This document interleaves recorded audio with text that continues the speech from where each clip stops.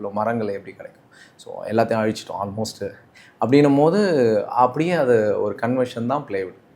இன்றைக்கி பிளைவுட்டோட இதுலேயுமே அதே சேலஞ்சஸ் இருக்குது. இப்போ நீங்கள் அங்கேயும் போய் பார்த்தீங்கன்னா பிளைவுட்லேயும் வந்து நிறைய raw material shortage issues, labours இந்த மாதிரி ப்ராப்ளம் வரும்போது இப்போ அகைன் அனதர் வெர்ஷன்ஸ் தான் வந்து எம்டிஎஃப், எஸ்சிஹெச்எம்ஆர், இப்போ வந்து சிப் போர்ட்ஸு, அதுலேயுமே நல்ல குவாலிட்டி நிறைய வேரியன்ட் கொண்டு வந்திருக்காங்க. அது ஒன்றும் குவாலிட்டியே இல்லை அப்படின்ற மாதிரிலாம் இல்லை.